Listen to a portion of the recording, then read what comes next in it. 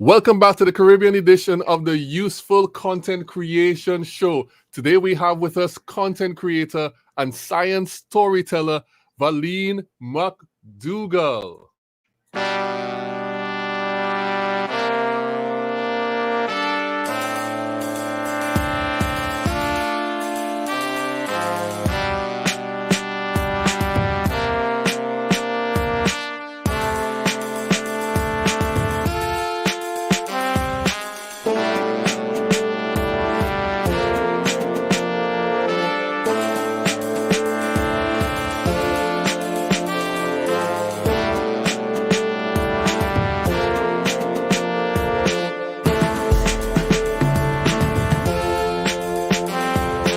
Broadcasting live from Relate Studios in Trinidad and Tobago, it's the Useful Content Creation Show with your host, Juma Bannister. Hi everyone, welcome to the Useful Content Creation Show. It's the Saturday Caribbean edition, and I'm happy to be with you. Today we have with us Valene McDougall, but a special welcome to the Useful Content community. Of course, it's Saturday is the Caribbean. We're going to take it easy. This is episode 4 of season 2 of our show.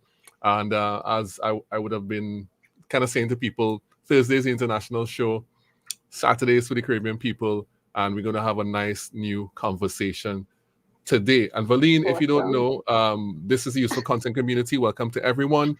And we own the BULB emoji. Let me just run that a little bit so Valene can find out about that. Hold on, what's happening here with my things? Oh, I know the BULB emoji. You know the BULB emoji? UCC Live. Yeah. Right, UCC Live. Throw your bulbs up, please. People, don't worry, the comments.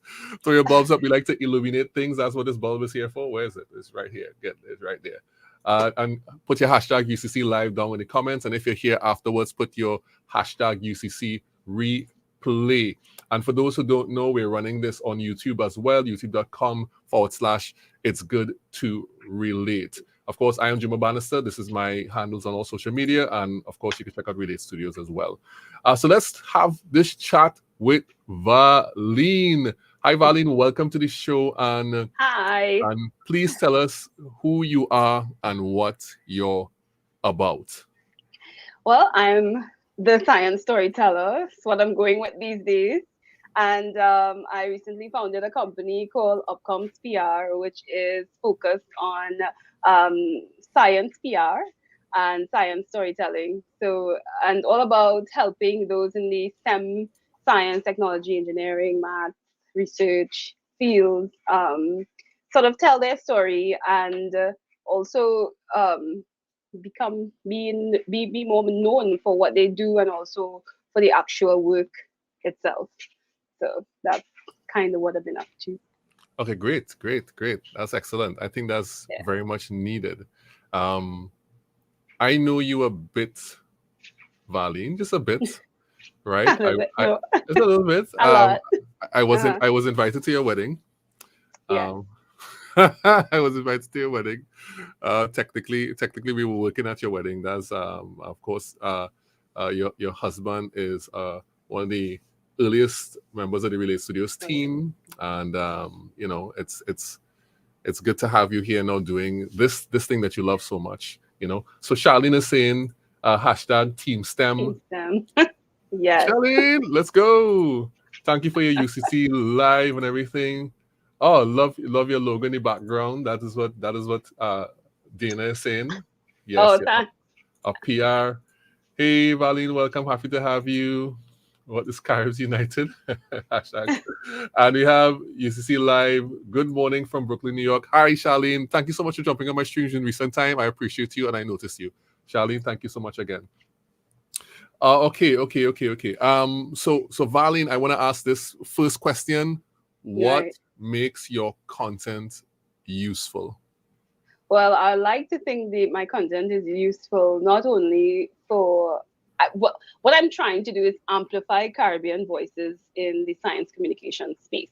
Mm-hmm. So on one hand, it's useful because the people who are doing marvelous things in the area of science in the Caribbean, I'm not sure they're being visible or even that they're being recognized.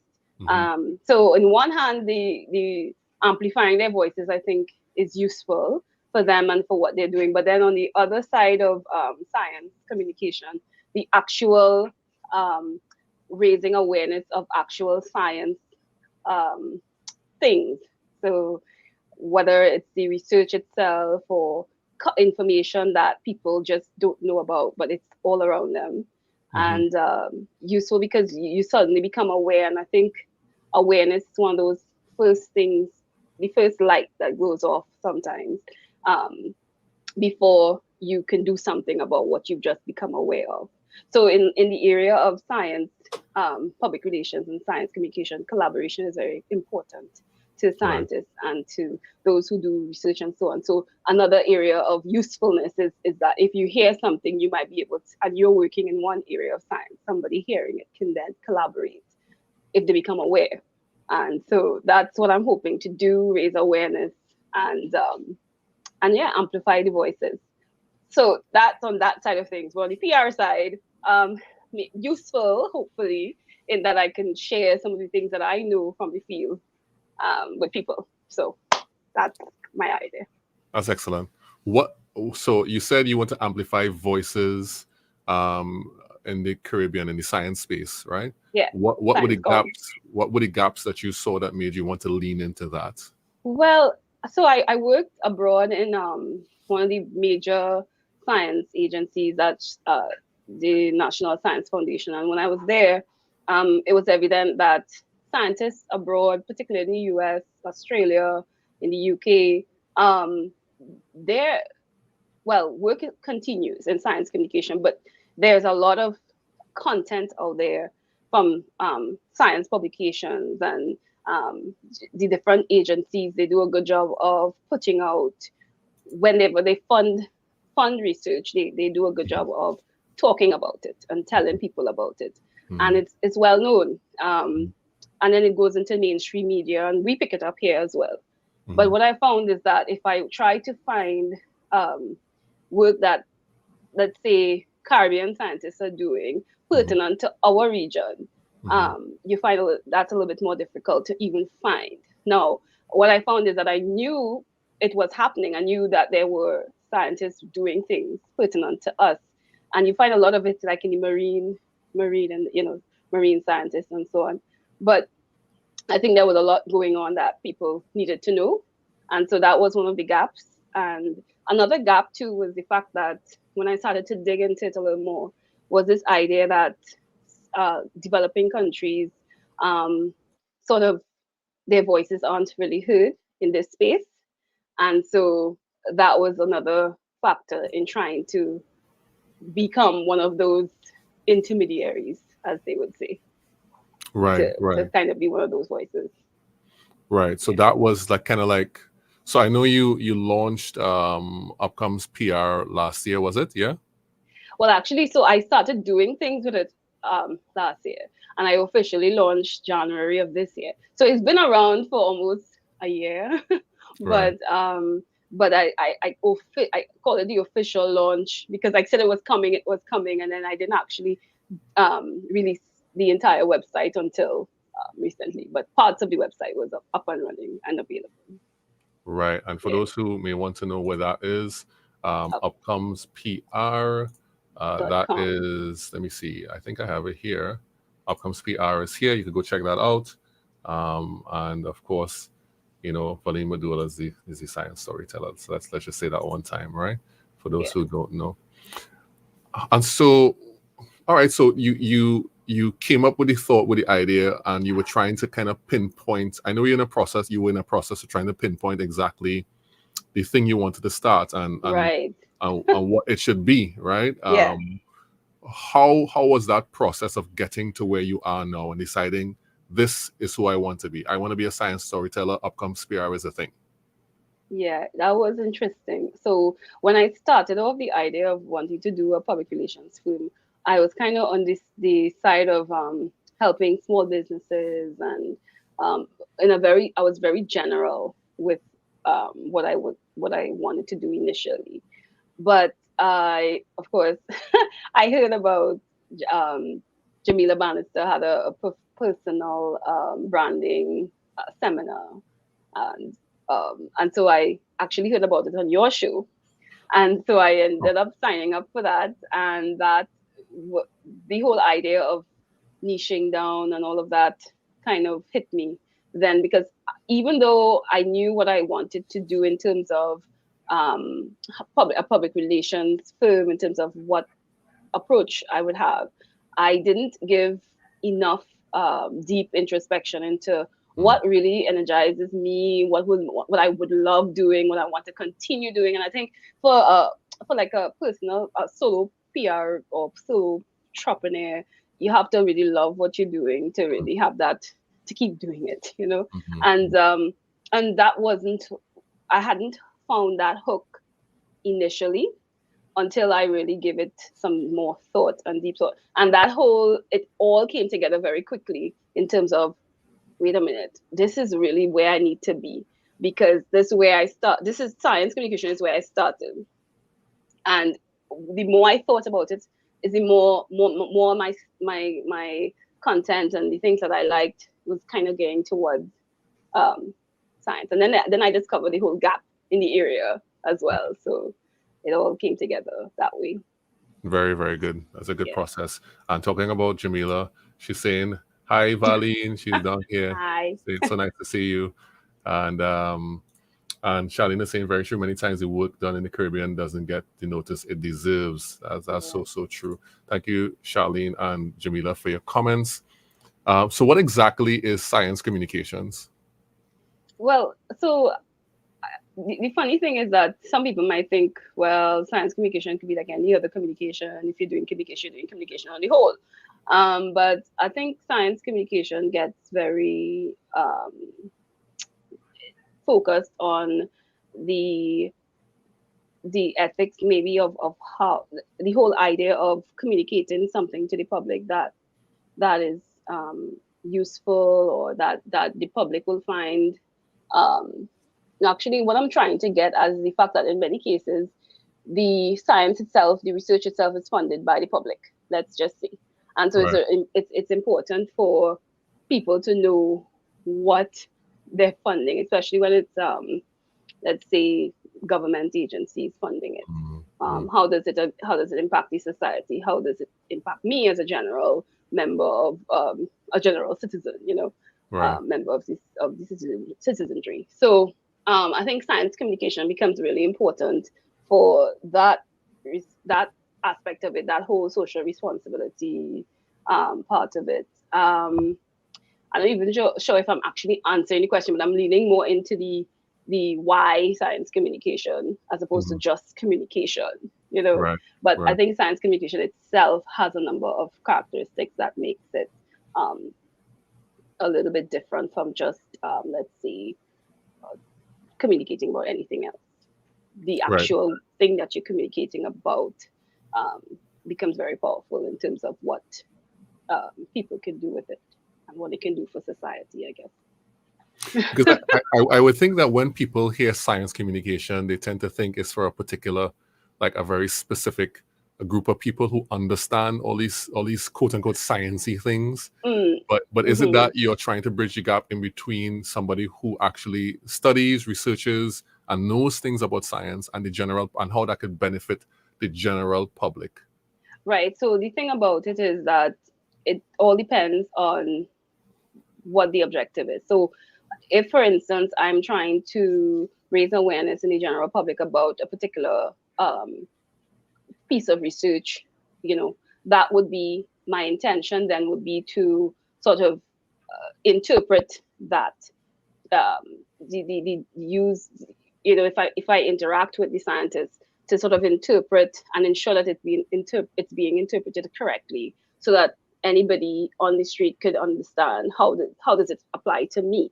So I think in science communication, that's one aspect of it. But then there's the other aspect of it where sometimes scientists need to attend conferences, or they want to get noticed by publications, or they want to get published in a journal and things like that. So then your audience then becomes they're already aware of the technical terms and so on. And so that's a different audience.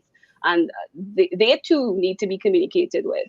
So I think that there's a lot of areas in it, but more for me, I lean heavily on the side of communicating to the public, but that's truly an important part of for scientists who need to get noticed by publications and so on. That's also part of it.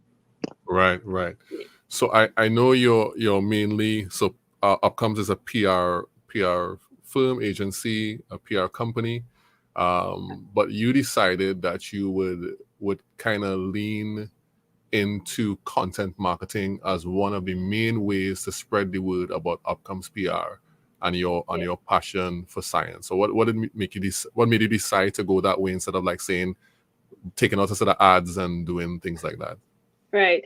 Well, I guess it's just where we are now, maybe, and maybe because I'm a solo entrepreneur and I'm doing it all on my own. I think that it was an obvious choice to go the route of, you know, on social media and sharing things on there, sharing your content on there, going the route of putting things out there that will be helpful to people, and gradually building up a community of people that are interested in science topics and are interested in Caribbean scientists and what's pertinent to us in this region.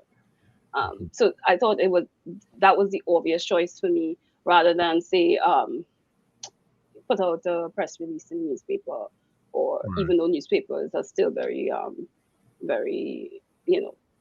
it does its job in our area, in our part of the world still. Right.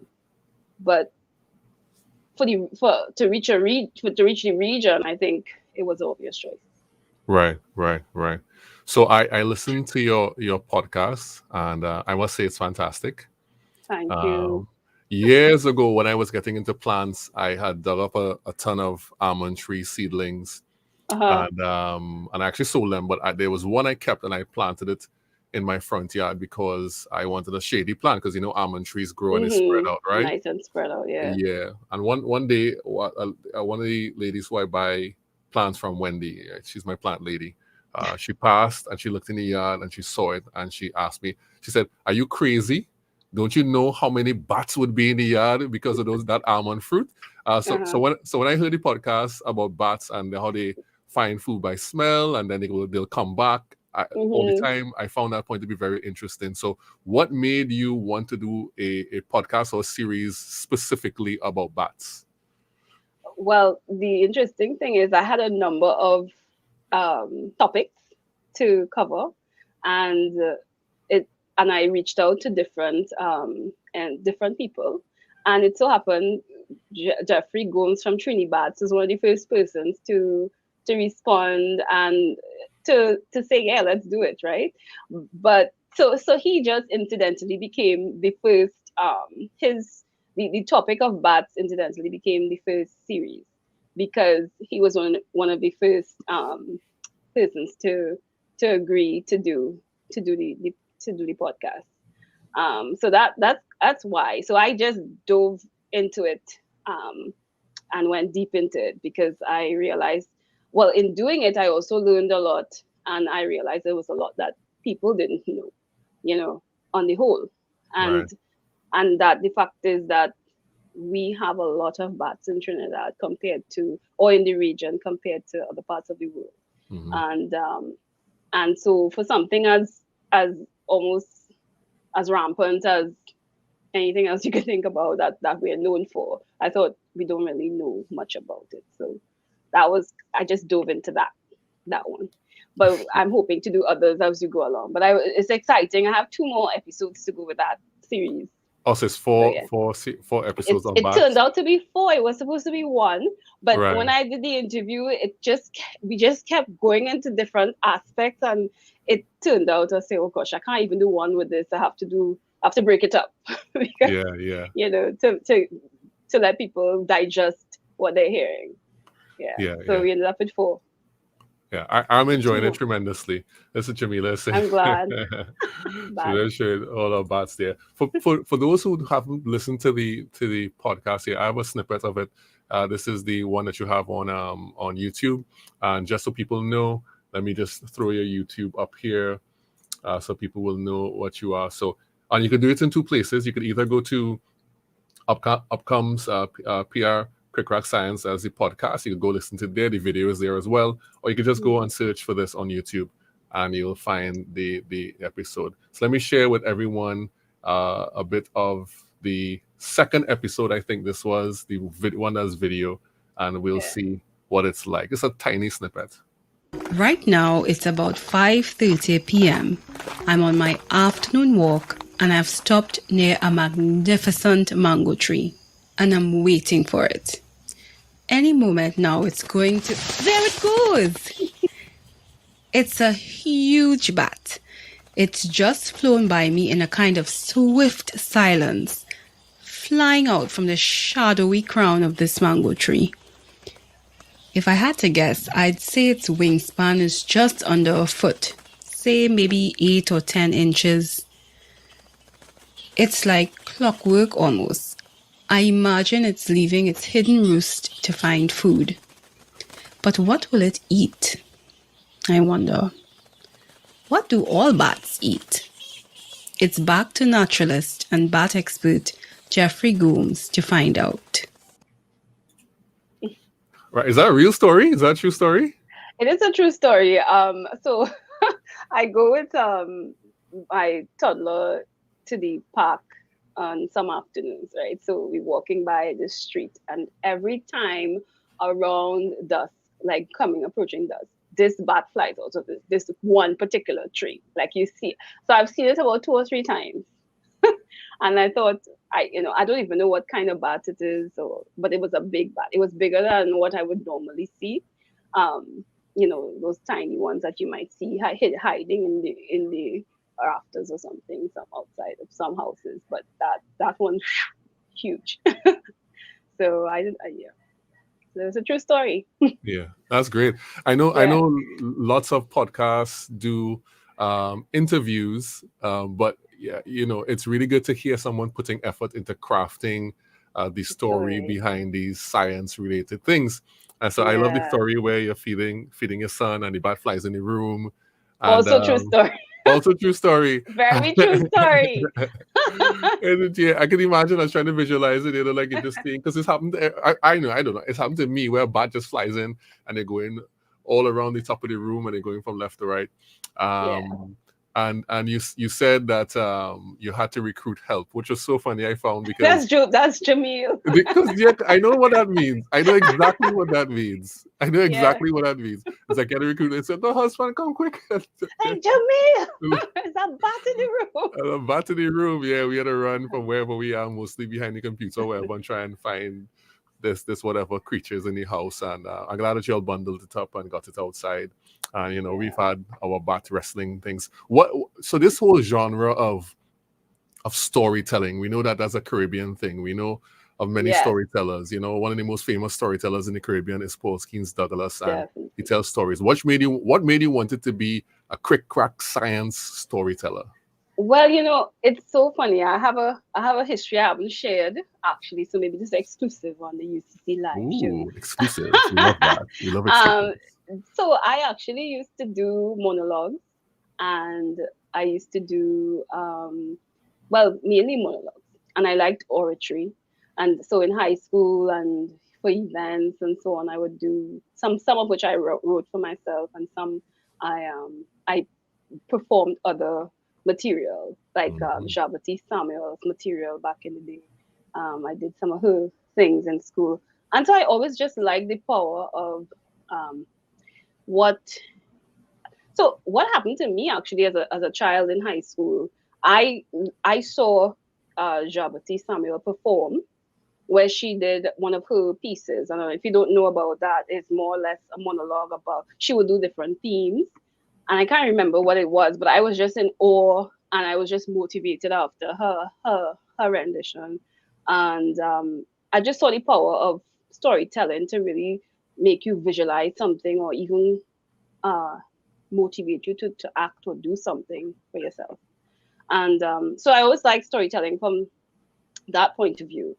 And then I went to college, and I actually started off as a drama major first, right? Oh, really? And then I was a drama major, And it's one of those things where most of the drama majors I knew became teachers. And my father was a teacher for how many years? But he was a science teacher. And so, which is another science, the story of how I got into science. I'll get back to that. But yeah, so it's a real kind of melding of areas. But then I ended up switching because I didn't want to go teach drama per se. Nothing wrong with teaching, Right. but teaching was not what I wanted to do. So I ended up switching because I couldn't really think, okay, I didn't necessarily want to go do theater or so I was in the drama field, and the storytelling was just always something I liked to do. I was always writing stuff, and yeah, I'm not even sure. I kind of moved away from your question, but No, go ahead. yeah, Go what ahead. got me into the crick crack science thing? So crick crack science is something that the crick crack aspect of it being Caribbean storytelling and even African storytelling to an extent. I wanted to get that into into the into science. So we have a way in the Caribbean how we talk and how we act, and just our nature that I wanted to sort of bring into what we were doing in science. And I knew that that would resonate with people who are from the region and even outside the region. But it would resonate with us because it's just how we are. It's just how we Yeah. talk. It's just our Yeah. manner. And I'm still bringing it into the material, but um, that's what I'm hoping to pour out into. Yeah. I think it's fantastic. I think that's one of the things that we have to do more of, tell more Caribbean stories or tell stories in a Yeah. Caribbean way.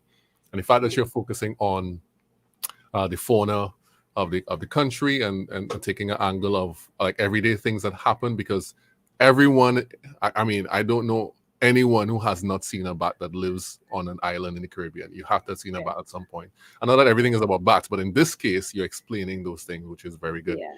Yeah. And I know you said you had other topics that you had that lined up when you've done with the whole bat story. Oh, before that, let me say hello to Roberta Westwood out in Canada. What great content going batty here in Canada. That's Thank Roberta you. saying. Thanks you, Roberta. And Charlene is laughing at your story with the bat in the bedroom having the call. Yeah. It has happened to all of us. Some of the husbands are calling the wives to get rid of the animals as well. That's true too. So what process do you use to come up with the topics you feel are important to share with your science-loving audience? Yes. So there are journals, and a lot of times when people in the region get published, you don't necessarily hear about it. So I always on the prowl for work that was featured in a journal that I know is done by scientists locally, or Mm-hmm. even if the scientists are abroad, but they're from the Caribbean in some way Mm-hmm. or form, or it's some kind of work that applies to us. So even Right. if the scientist is somewhere else, but it's work that applies to us. So I am always on the lookout, Google wise. My process is I do lots of searches, scholarly article searches. Sometimes you get lucky where the universities might put out something that recently was published somewhere, or some work that they're doing, and I just kind of stumble upon it that way. So my process would involve reading a lot of abstracts from science journals, and seeing where it applies to us, and then I reach out to the scientists. If it is that in that regard, for the purpose of me doing something like something I know that would be content that would be useful to us in this region. But in terms of people reaching out to me, then that things could also go that way, where they have a story that they want to show. How does it apply to us? How should it matter to any one of us here in the Caribbean? Mm-hmm. So that's kind of the entire process. So the researching aspect of it, reaching out to people, people who are willing to talk about their work. There are a lot of barriers, I think, for some scientists trying to talk about what they do. Yeah. Some are not comfortable, some afraid of judgment, and the thing about it is, with content, you have to kind of break through that kind of inertia to really realize that the people want to hear. And Jamila always tells me that, because I sometimes have to get past myself to do videos and all of that. Yeah. But yeah, so there are a lot of I actually spoke to one person who is a I was actually trying to do a story at one time, and the the person is a retired scientist, and she was kind of thinking, oh, well, I'm retired now, so but the thing is, people have all this useful information, and Yeah. they're not always willing to share it and talk about it, and people still out there need to know. So yeah, Yeah. How I do you mean, encourage people like that? How do you like convince them that what they have to say? Because I guess part of what I'm thinking might happen to someone like that is that they will say, "Well, I'm not practicing anymore. I'm not researching, exactly. so I'm not relevant," type of thing. Yeah, But is the thing doesn't immediately just become irrelevant because you stop researching. It has to be right. proven irrelevant, or it may be a foundational thing that you have found or discovered or done work in that is a building block for something else. How do you convince somebody of their value? Well, I'm still working on that because I didn't actually get that person, convince them enough. But I would say showing them how what they have to say is important from the perspective of, even if the information they know was 10 years ago, I could still build off of that story, because I can talk about what was done, and I can talk about what's being done now, in another, like, do some more research and get some more people on to talk about what's being done now. So the fear of to say, I think the fear is really saying something that's inaccurate for Yeah. the scientists, a science community. Nobody wants to be wrong or told no, no, no. But that's the thing about science, though. You always searching out, and um, you always, people always building off of what you've done, and sometimes they discredit what you've, something that might have been true at one time no longer true because of research. And so that would be my approach, but I failed at that one, so I'm not sure I can Yeah. answer your question there. I've discovered that in my, because I watch kind of like, I'm not a heavy science watcher of science things. Is Yeah. that the way you say it? But I do watch some YouTube channels that have science things related to it, Hmm. like Veritasium and those type of things. Hmm. And they say oftentimes things are right for a long time, and then they discover that is wrong. It's It's like, wrong. yeah. So science is not a science, really. Yeah, You have to do more research, and you discover as your knowledge, as your ability to, more tools become available to measure things. definitely. You have things change. So I wish you all the best with that, with getting people, because I know people have important things to say, and you want to Definitely. communicate it as a storyteller. You know, Yeah. so that's really excellent. All right, so let's move on to another section of the show now. Let's play Okay. agree disagree as we bring things in for a landing. Let's play agree disagree. So I'm going to ask you some questions. Well, I'm going to make some statements, and you'll tell me if you agree or disagree. Okay. This is not a reflection of what I agree or disagree with. These are just things that I think you might want to answer. All right, so let's play All right. agree disagree. If you have any comments and you want to play agree disagree, some of these are specifically for Valene, but others, the general audience, can answer as well. So agree disagree. Passion before skill. Hmm. That's interesting, because I what's the in between answer? No, No, black and white, no, zero and because ones. I'll tell you why I'm in between with that, because to me sometimes passion fuels you to get more skill, and sometimes you're skilled in something and you could become more passionate about it. So I'm sort of in the middle, but I would say disagree, only from the Disagree. perspective of um you do need to up your skill level, anything. Um but passion is pretty important. So I'm kind of on the fence, but yes, a Right. little bit more on the skill side. A little bit more on the skill side. All right. Okay, Yeah, good.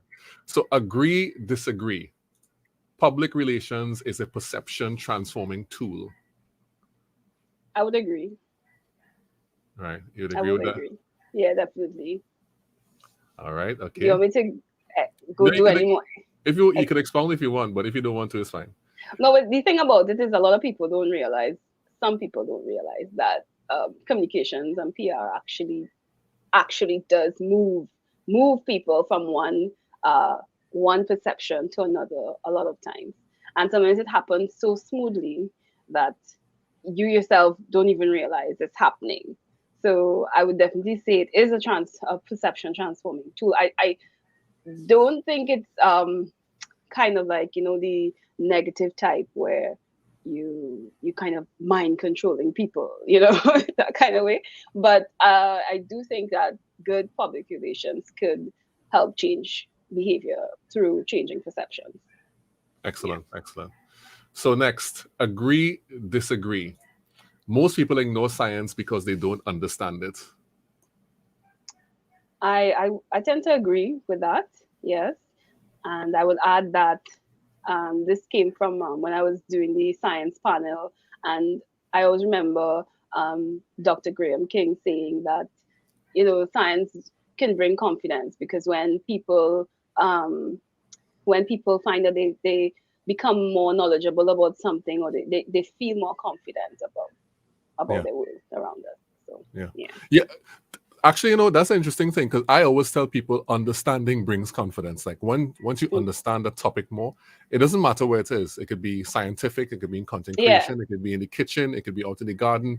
Once you understand something more, it boosts your ability to be able to communicate with clarity, and your confidence overflows in that particular thing. And so I agree with that 100%. So yeah, that's a good statement. Yeah. Okay, agree, disagree. I'd rather tell a story than listen to a story. I'm on the fence, but I do like to tell stories.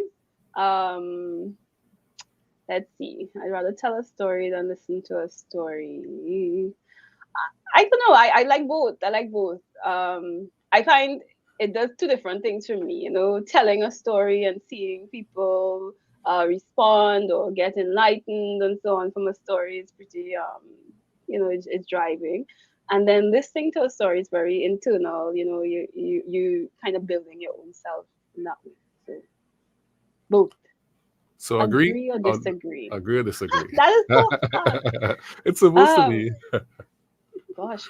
All right. Well, I would agree. I would agree, because I think it's good to be outward facing and share with others. Right. Hence your PR. Yeah. Yes. I do. Well, this is a sidebar. Do you consider yourself introvert, ambivert, or extrovert?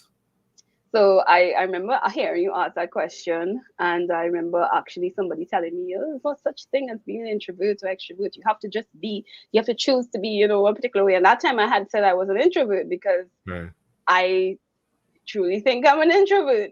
But after being told that, I was like, okay, so is it not really a thing? But it is a thing, I think. But so I would say introvert, which is why I have to always push past myself to do these things. And I was jokingly telling Jamila one time that after I do things like this, I have to go sit in a dark room, because it's just too much. I replay it in my mind over and over, and I go, as a number of things that happens, and it drains my energy. But yeah, so I would say introvert, but I think that doesn't stop me from from really engaging. The thing is, introvert doesn't mean that you don't engage. Well, in that, at least in my head. Yeah. So, and you may have a preference. I mean, like, for me, I am very much, I like to talk to people and stuff, but there's something I don't want to talk to anybody. I'm like, leave me alone. There are times when it's like that. I only want to see my wife and my children, and that's it. I don't want to see anybody else. My wife. Go ahead, sorry. No, I cut you. I was listening to what you're saying. You're jogging my memory. No, just keep the thought. Don't lose it. I was just saying the funny thing. No, I'm saying what you were saying. The thing is that my wife has 24 hours access to me, and and that's good. I'm good with that. You were gonna say the funny thing is. Yeah, no, I was saying the thing is that I've read actually a lot of public relations people are introverts. The funny thing is you wouldn't think so, because it's public facing, and you would think that those people are really extroverted and sociable, and the funny thing is, introverts not necessarily unsocial, which people who hear me say that will be very surprised. But I do need the quiet internal sort of moments to plan and come up with things and all of that. Everybody needs stillness. Everybody needs that. Yeah. Okay, last one. Agree or disagree? It's never too early or late to be a scientist. I would say agree with that. I definitely agree with that, to be a scientist. scientist. But then it depends on what you mean by a scientist. Is it that a person who studies and has a PhD and all of that? Because I would say there are people like a Maasai or somebody who's been doing something consistently and observing things. That person could be a scientist. So, I mean, I guess that could depend. But yes, I would say agree. Okay, excellent. All right, so we kind of come to the end of our conversation. Do you have anything that you would want to share with the people as we wrap up the end of the Useful Content Creation Show, this Caribbean edition, Valene? Just that there's a lot I know in the Caribbean that we have to offer, and to just be on the lookout for hearing more science stories coming out from the Caribbean, and seeing what really pertains to our region. So what I can say that. Excellent. So you can get Valene at her website as upcomespr.com. Of course, Valene is the science storyteller. We love that title. You can find her on LinkedIn at Valene McDougall, and on social media and some places, all places or some places? All places, actually. Well, right now we're on Facebook, Twitter, and YouTube, LinkedIn. I kind of IG too. We're on Instagram. Yes, that's right. We actually started something on TikTok, but I'm still uploading stuff, so I wouldn't send people there just yet. Right. But it would be this. It would be this handle. It would be this. It will be the same handle. Yes, all over. Okay. All right. Nice. And if you want to go see YouTube or just search for Upcomes PR, you have to name your channel and give your channel a name. I do. Okay. Yeah. So I'll go check it back. Normally it's youtube.com/something. You can actually go and change that and name it. So it could be. I should know this. I'll go back and check it. I didn't know, and I fixed it. And of course, go listen to the Science Podcast on the website, Quick Crack Science. That's the podcast. And Valene, thank you so much for being on the show today. It was lovely speaking with you and hearing about everything you're doing to help the science community and build awareness about just science related things. And of course, Upcomes PR, I hope it does really, really well, and that people really take your skill and utilize it for developing science in the Caribbean. Thank you so much again for being here. Thank you. And thank you to the Useful Content community for being down in the comments and helping us out. Let me just call out some names real quick. Charlene, Roberta, Jamila, somebody from, I believe this is Russian. I don't know what this is. Dana, who was there. People on Facebook and on YouTube as well. Thank you so much for jumping in. And bye-bye, everyone. And we'll see you next time on the Caribbean edition of the Useful Content Creation Show. Bye, everyone.